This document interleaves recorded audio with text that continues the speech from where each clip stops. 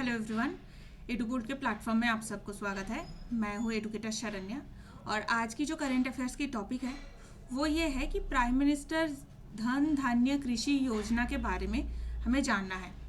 तो धन धान्य ये कृषि योजना के नाम अगर आपने बजट सेशन देखा है मेरा, तो वहाँ पे ये मेंशन था एंड कैसे कब किस तरीके से इसको इम्प्लीमेंट किया जाएगा, इससे रिलेटेड सारी चीज़ आज हमें पता करेंगे।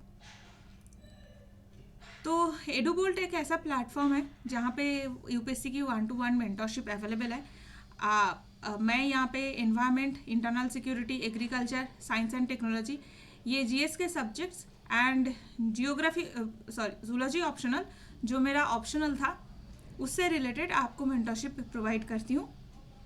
तो अगर आपको मेरा मेंटरशिप चाहिए तो 5 to 6 PM ऑल डे मैं अवेलेबल हूँ।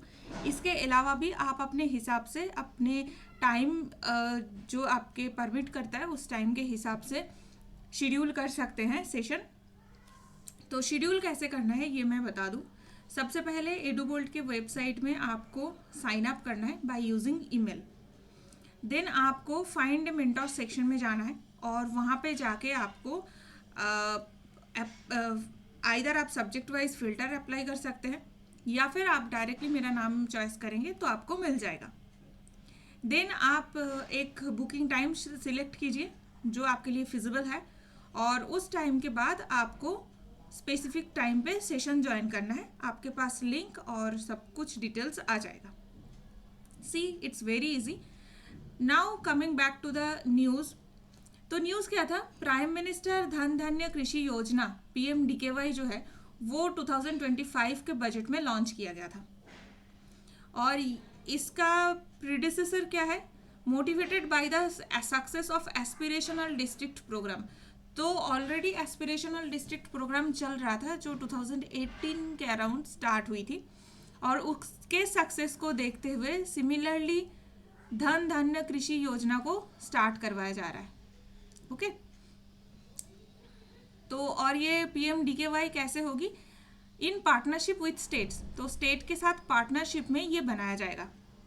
फंड्स कहाँ से आएंगे, तो वेरियस स्कीम्स जो ऑलरेडी इम्प्लीमेंटेड है, तो वो स्कीम्स कौन कौन से मिनिस्ट्री का है, agriculture and farmer welfare, ministry of fisheries, animal husbandry and dairying, ये दो जो मिनिस्ट्री है यहाँ से फंड्स लाया जाएगा। ओके तो फर्स्ट थिंग तो इसके प्रोड्यूसर के बारे में जान लेते हैं। एस्पिरेशनल डिस्ट्रिक्ट प्रोग्राम था क्या? The programme aimed to quickly and effectively transform 112 of the most underdeveloped districts across India. तो ये जो मोस्ट अंडर डेवलप्ड डिस्ट्रिक्ट था इंडिया का, उसको इफेक्टिवली और क्विकली ट्रांसफॉर्म करने की बात कर रहे थे। It was based on 3 C's। 3 C क्या क्या था, कन्वर्जेंस, सेंट्रल और स्टेट के जो स्कीम्स है उसको मार्ज करके कन्वर्ज करके वही कुछ डिस्ट्रिक्ट्स के लिए स्पेसिफिकली इम्प्लीमेंट किया जाएगा। This is convergence. Second is collaboration, collaboration of central and state level nodal officers. तो सेंटर एंड स्टेट के जो नोडल ऑफिसर्स होते हैं उन लोगों की कोलैबोरेशन पे काम होगी। थर्ड ये है कंपटीशन। तो डिस्ट्रिक्ट के अंदर मंथली रैंकिंग किया जाएगा कि कौन कैसे काम कर रहा है एंड उसके बेसिस पे कंपटीशन भी होती रहेगी। तो 3 C's क्या था, कन्वर्जेंस, कोलैबोरेशन एंड कंपटीशन। और रैंकिंग किस किस बेसिस पे होगी, इंक्रीमेंटल प्रोग्रेस ऑफ 49 की परफॉर्मेंस इंडिकेटर। तो परफॉर्मेंस इंडिकेटर कितना है, 49 है और ब्रॉड सोशियो इकोनॉमिक थीम 5 है। तो रैंकिंग कैसे होगी, 5 बड़े थीम्स होंगे और उसके अंदर टोटल 49 पैरामीटर्स होंगे। तो थीम्स क्या क्या था, first is health and education. Health and education first theme है। सेकेंड थीम एजुकेशन है। तो फर्स्ट हेल्थ एंड न्यूट्रिशन, वहाँ के लोगों की हेल्थ कैसा था, उनको कितना न्यूट्रिशन मिल रहा था, ये फर्स्ट थीम है। सेकेंड थीम एजुकेशन, वहाँ पे लोगों की एजुकेशन क्या है, नॉलेज क्या है। नेक्स्ट है एग्रीकल्चर एंड वाटर रिसोर्सेज। तो उस एरिया की एग्रीकल्चर कैसा है, पानी कैसे मिलता है, जो टैप वाटर है वो अवेलेबल होता है कि नहीं, ये सारे पैरामीटर्स था। Financial inclusion and skill development, तो फाइनेंशियल इंक्लूजन में लोगों के बैंक अकाउंट है कि नहीं, एटलीस्ट जनधन अकाउंट है कि नहीं, एंड स्किल डेवलपमेंट उनके हो रहा है कि नहीं। ये बहुत बेसिक मैनुअल लेबर पे बेस्ड है या फिर स्किल्ड जो वर्क होता है उसके उस मतलब उसको as a earning source use कर रहे हैं। नेक्स्ट है इंफ्रास्ट्रक्चर, तो किसी एरिया का इंफ्रास्ट्रक्चर कैसी होनी चाहिए, वहाँ पे लाइट वगैरह कैसे आता है, पानी कैसे आता है, हेल्थ कैसा है, वहाँ पे हेल्थ सेंटर है कि नहीं, वहाँ पे सड़क ठीक ठाक से है कि नहीं, जाने के लिए कच्ची सड़क है कि पक्का सड़क है। तो ये कुछ कुछ पैरामीटर्स था, ब्रॉड 5 सोशियो इकोनॉमिक थीम था, तो ये पैरामीटर्स आपको याद रखना है। अब आते हैं PMDKY में कौन कौन से टाइप के डिस्ट्रिक्ट्स कवर होंगे। तो यहाँ पे 100 डिस्ट्रिक्ट्स कवर होंगे जो 3 ब्रॉड पैरामीटर पे बनाया जाएगा। तो अभी तक हम लोग 5 ब्रॉड पैरामीटर किसकी बात कर रहे थे, वो एस्पिरेशनल डिस्ट्रिक्ट प्रोग्राम ADP की बात कर रहे थे, वो ADP की बात हो रही थी।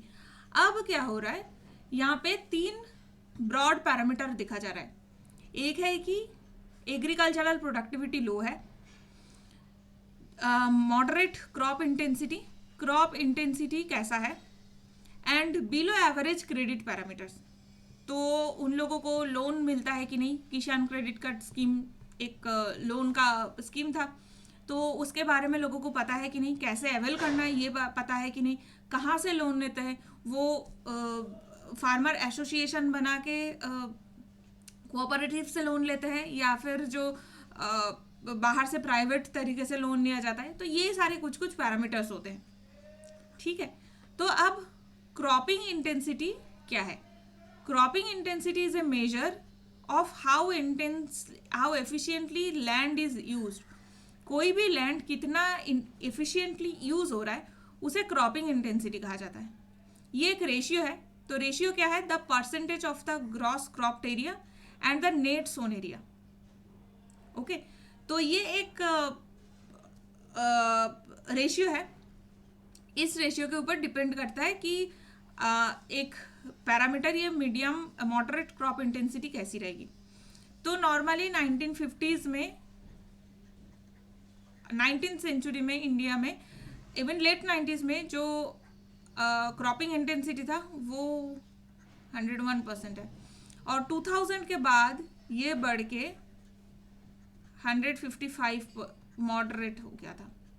तो क्रॉपिंग इंटेंसिटी जितना आप एफिशिएंटली क्रॉप रोटेशन करेंगे, डिफरेंट तरीके की क्रॉप को कल्टीवेट करेंगे, तो क्रॉपिंग इंटेंसिटी उतनी ज़्यादा होती है, ठीक है। तो अब स्कीम का काम क्या है, ये अचीव क्या करना चाहता है, तो इसके 5 ऐसे गोल है। फर्स्ट है एनहांसिंग एग्रीकल्चरल प्रोडक्टिविटी, तो एग्रीकल्चरल प्रोडक्टिविटी को इंक्रीज करना, एनहांस करना।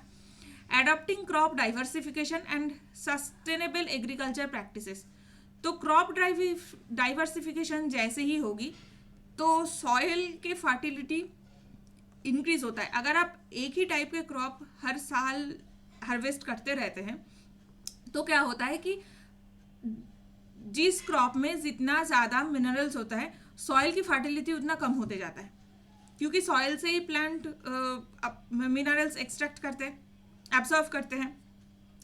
तो क्रॉप डाइवर्सिफिकेशन सस्टेनेबल एग्रीकल्चर के लिए बहुत इंपॉर्टेंट है।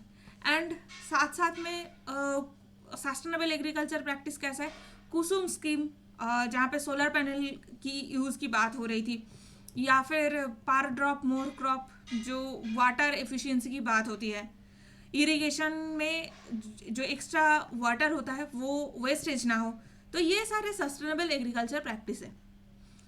Augmenting post harvest storage at panchayat and block level, normally अभी भी इंडिया में जो पोस्ट हार्वेस्ट स्टोरेज होती है, हार्वेस्टिंग के बाद जहाँ पे रखा जाता है कोल्ड स्टोरेज है, वो हर एक पंचायत या फिर ब्लॉक लेवल पे नहीं होता।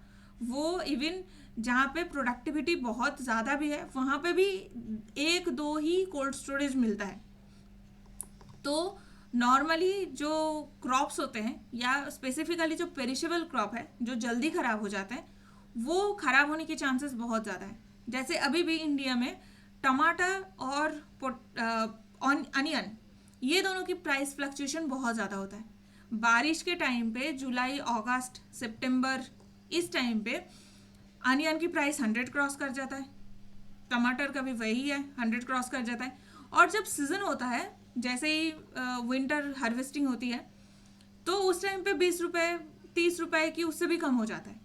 तो ये जो ह्यूज फ्लैक्चुएशन है उसको स्टेबल करने का एक ही तरीका है कि हार्वेस्टिंग के बाद उसकी प्रॉपर तरीके से स्टोरेज हो। स्पेसिफिकली ये जो टमाटर अनियन इस टाइप के जो क्रॉप्स होते हैं वो बहुत जल्दी ख़राब भी हो जाते हैं, तो ये भी कोल्ड स्टोरेज भी इसीलिए बहुत इम्पोर्टेंट है। इम्प्रूविंग इरिगेशन फैसिलिटीज़, तो अभी भी इंडिया में most of the crops irrigation के ऊपर ही डिपेंडेंट है। तो इरिगेशन फैसिलिटी को ठीक करना, सही समय पे सही खेत में सही अमाउंट की पानी पहुंचना एंड वेस्टेज ना हो, पानी की वेस्टेज होना बहुत प्रॉब्लमेटिक होती है।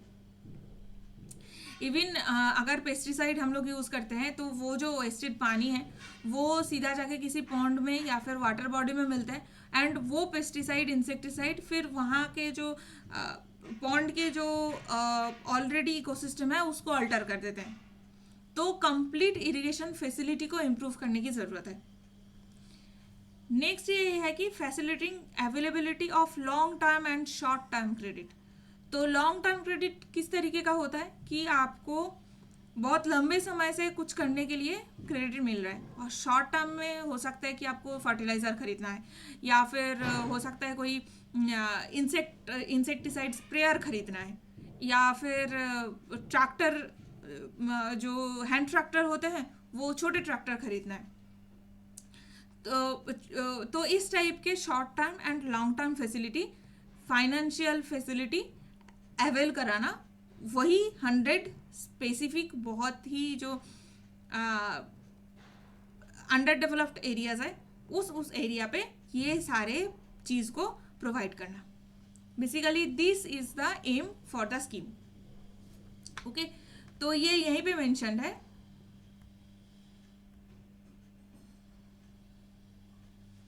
सी, तो ये यहीं पे मेंशन था, to enhance agriculture productivity, adopt crop diversification, augment post harvest storage, improve irrigation facilities and credit availability.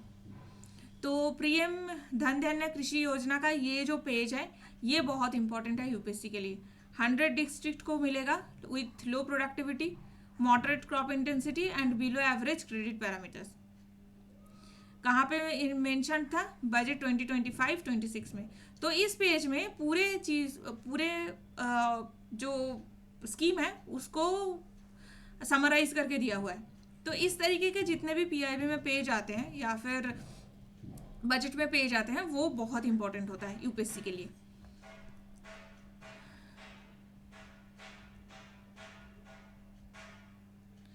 तो ऐसे सिमिलरली एक सिमिलर क्वेश्चन पूछे गए हैं 2020 में। Under the Kisan credit card scheme, short term credit support is given to the farmer for which of the following purposes? Working capital to maintenance farm assets, purchase combined harvesters, tractors, mini trucks. This is a huge investment. These are harvester, tractor, mini trucks. These are huge investment. Consumption requirements for farm households, post harvest expenses, construction of family house and setting up village cold storage facility. तो short term credit के लिए क्या इतना बड़ा investment करना possible होता है? चाहे मिनी ट्रक्स ट्रैक्टर्स की बात करें, चाहे वो विलेज या कोल्ड स्टोरेज फैसिलिटी की बात करें, फैमिली हाउस बनाने में एटलीस्ट 6 मंथ्स या 1 ईयर टाइम लगता है, एंड कोल्ड स्टोरेज फैसिलिटी तो उससे भी बड़ा है। तो क्या वो शॉर्ट टर्म क्रेडिट के लिए पॉसिबल होता है? Mostly logically no. तो फिफ्थ तो सबसे पहले गलत है। फिफ्थ एंड थर्ड कहाँ पे गलत है? यहाँ पे फिफ्थ है, this is wrong, this is wrong. यहाँ पे 2 है, 2 wrong. So the first the correct answer was B, 1, 3 and 4. तो इस टाइप के क्वेश्चन ऑलरेडी पूछे गए हैं, तो हो सकता है कि पीएम धन्य धन्य कृषि योजना से भी क्वेश्चन आ जाए, क्योंकि स्कीम्स के ऊपर प्रीलिम्स में हर साल क्वेश्चन आते हैं। तो इस तरीके का कोई भी स्कीम होता है जो न्यूली लॉन्च्ड है, वो यूपीएससी के लिए प्रीलिम्स के लिए बहुत इंपॉर्टेंट होता है। So that's it for the day. Now you have surprise that you might know 1-to-1 mentorship Edubolt के ऐप में भी अभी अवेलेबल है, जो आप Google Play Store and Apple Store से डाउनलोड कर सकते हैं। तो आज आपके सैटरडे है एंड ऑब्वियसली आपको पता होगा कि मैपिंग सीरीज़ की आज और एक वीडियो आने वाला है, तो आज पेनिनसुलर इंडिया की वीडियो आ जाएगी, उसको देखते रहिए। अगर आपको हेल्प हो रहा है इस चैनल से तो चैनल को लाइक कीजिए, शेयर कीजिए दोस्तों के साथ एंड सब्सक्राइब कीजिए, ताकि आपको नोटिफिकेशन मिलते रहे न्यू कोई भी वीडियो का। अगर आपको कोई डाउट रहता है तो आप हमारे साथ टेलीग्राम चैनल पे जुड़ सकते हैं। यहाँ पे आप फ्री में अपना क्वेश्चन का आंसर इवेलुएट करा सकते हैं। तो एडुबोल्ट IAS चैनल है और टेलीग्राम चैनल, इसको आप ज़रूर ज्वाइन कीजिए। डिस्क्रिप्शन में लिंक मेंशन्ड है। एंड नेक्स्ट वीडियो में फिर मिलते हैं, तब तक के लिए गुड लक।